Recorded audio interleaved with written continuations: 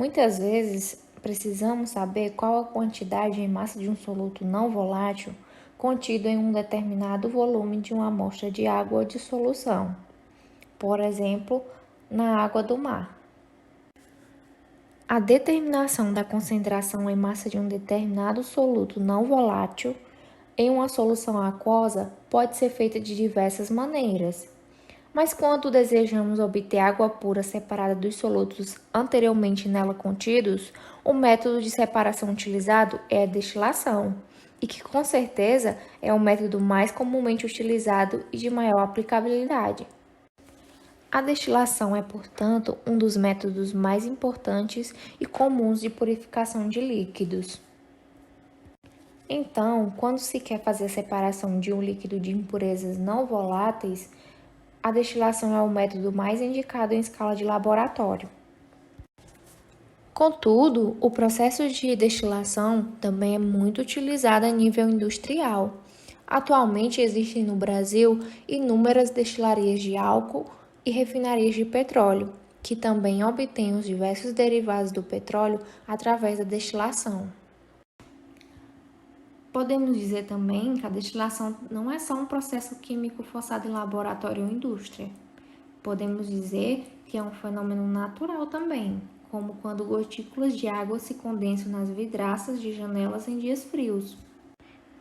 Como a destilação teve origem? Alguns autores acreditam que o processo de destilação já é conhecido há muito tempo e que ele foi criado pelos alquimistas alexandrinos em um período da história onde a química ainda não era ratificada como ciência, de modo que ainda estava relacionada com preceitos religiosos.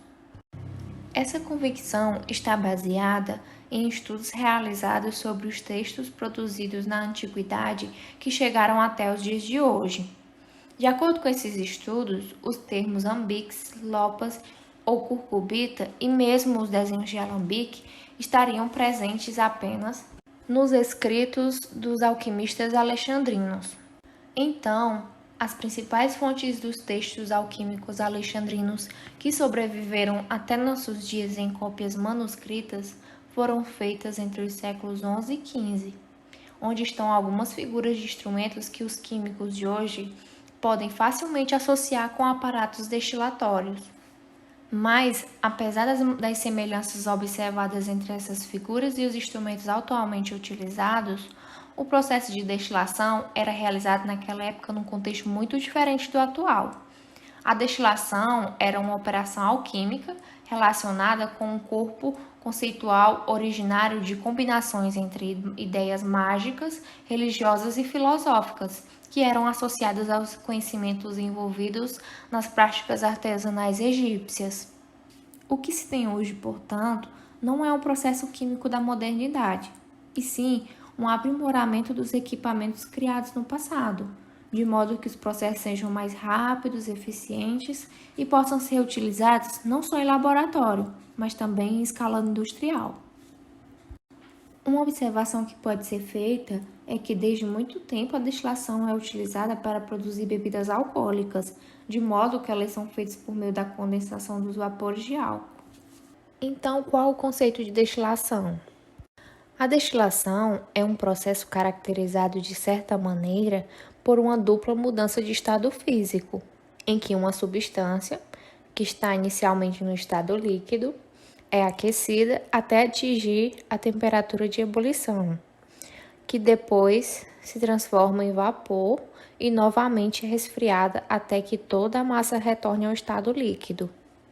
Basicamente, o processo de destilação é um processo de separação físico e é utilizado para separar misturas homogêneas a partir de aquecimento.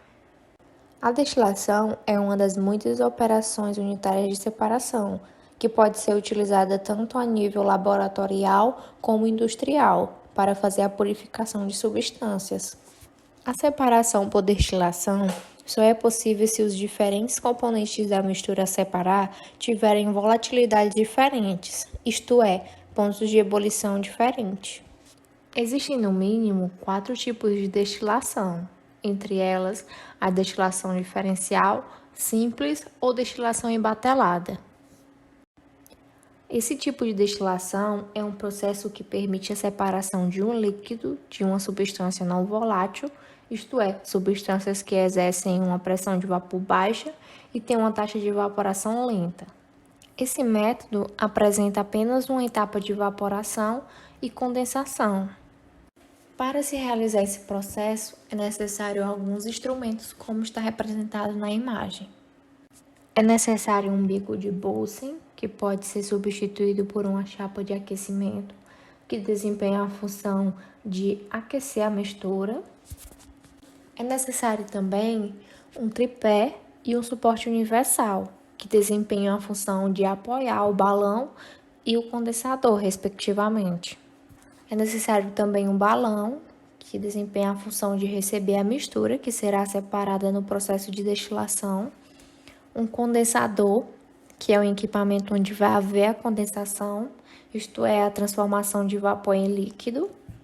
Geralmente também é utilizado um termômetro, não tem aqui representado na imagem, mas é muito utilizado, que desempenha a função de controlar a temperatura durante o processo. E também um frasco coletor, que ele recebe o líquido separado pela destilação, que pode ser um Erlenmeyer, um Becker ou um balão. É importante ressaltar que os equipamentos desse experimento, eles vão de acordo com o que se tem no laboratório. Então, esse método de separação de misturas funciona da seguinte forma. Inicialmente, é adicionado ao balão de destilação uma mistura.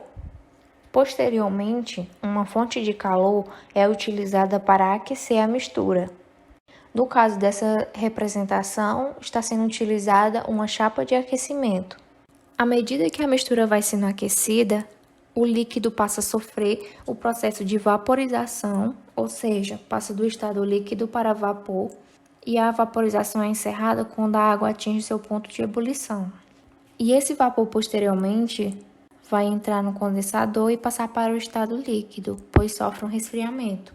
Por fim, o líquido que foi originado pela condensação é recolhido num frasco receptor. E o sólido, por sua vez, ele permanece no balão de destilação, onde foi adicionada a mistura a princípio. A gente pode perceber, portanto, com a ilustração, que um dos componentes da mistura foi retido no primeiro balão, que foi adicionada a mistura inicialmente, e o outro foi vaporizado, condensado e recolhido no outro balão. Outro método de separação de misturas é a destilação fracionada, que é um método de separação responsável por fracionar misturas homogêneas compostas por líquidos miscíveis, isto é, líquidos que são capazes de formar uma mistura homogênea quando misturados, utilizando-se os pontos de ebulição diferentes para promover essa separação. Esse tipo de destilação é um processo de separação de misturas homogêneas, onde se utiliza uma coluna de fracionamento, no qual é possível efetuar a separação de diferentes componentes, com diferentes pontos de ebulição presentes em uma mistura. Esse tipo de destilação serve para realizar a separação em uma mistura de produtos, utilizando a propriedade física que é o ponto de ebulição. Ela é um processo de aquecimento, separação e esfriamento dos produtos, e é empregada quando a diferença entre os pontos de ebulição dos líquidos da mistura é menor. É importante a gente ressaltar que esse tipo de destilação é uma das mais comuns em refinarias de petróleo. Os equipamentos utilizados em uma destilação fracionada são praticamente os mesmos de uma destilação simples. A diferença é que na destilação fracionada há o acréscimo de um equipamento chamado de coluna de fracionamento. É importante ressaltar também que esse equipamento em escala industrial é chamado de torre de fracionamento e é constituído por pratos ou bandejas que funcionam como obstáculos. O funcionamento desse tipo de destilação está baseado na diferença de ponto de ebulição entre os líquidos que formam a mistura. Inicialmente, é adicionada a mistura no balão de vidro, em seguida é ligado o bico de Bunsen ou chapa de aquecimento para aquecer a mistura. Posteriormente, os líquidos começam a se transformar em vapor e se deslocam em direção à coluna de fracionamento, onde competem por um mesmo espaço. Então, como a coluna de fracionamento tem obstáculos por conter bolinhas e pouco espaço livre, apenas um dos vapores consegue atravessá-la. Então, após atravessar a coluna de fracionamento, o vapor do líquido de menor ponto de ebulição entra no condensador e sofre o fenômeno da condensação, retornando assim para o estado líquido. Por fim, o líquido que foi condensado é recolhido no coletor. É importante lembrar que, para evitar que o vapor da outra substância também atravesse a coluna de fracionamento, é importante sempre ficar de olho no termômetro e não permitir que a temperatura de aquecimento ultrapasse o valor do menor ponto de ebulição. Outro tipo de destilação é a destilação por arraste de vapor. É um processo parecido com a destilação simples, que se usa quando temos materiais de alto ponto de ebulição, que podem se decompor se forem muito aquecidos, mas que são pouco ou nada solúveis em água ou nos seus vapores de arraste. Os equipamentos utilizados para esse processo são um suporte universal, um bico de busse ou chapa de aquecimento, garra, tela de amianto e tripé sobre o bico de busse, caso seja utilizado, balão de destilação, termômetro, conexão de borracha, condensador, funil de separação e frasco coletor, que pode ser um becker, um enema ou um balão. Podemos dizer que esse processo acontece em 5 etapas. Na primeira etapa, monta-se todo o sistema necessário para a destilação de arraste por vapor. Na segunda etapa, liga-se o circuito de água do condensador para que suas paredes de vidro sejam resfriadas. Na terceira etapa, coloca-se água no balão de fundo redondo A. Na quarta etapa, coloca-se a mistura no balão de fundo redondo B. E na quinta etapa, liga-se a fonte de calor, que pode ser o bico de busse ou chapa de aquecimento. Inicialmente, o calor da chapa de aquecimento ou do bico de Bunsen faz com que a água contida no balão A seja transformada em vapor. Inicialmente, o calor da chapa de aquecimento ou do bico de Bunsen faz com que a água contida no balão A seja transformada em vapor. Posteriormente, ao entrar no balão B, o vapor transfere parte do seu calor para a mistura contida no interior desse recipiente. Depois, o calor faz com que um ou mais componentes voláteis da mistura contida no balão B seja transformado em vapor. E ao entrarem no condensador, todos os vapores são convertidos em líquido, ou seja, sofrem condensação. E posteriormente, a mistura de líquidos é decantada no interior do funil, formando assim uma mistura heterogênea. Logo, como temos uma mistura heterogênea de líquidos no interior do funil, após a decantação, é possível recolher um a um em recipientes separados, apenas abrindo a válvula contida no funil.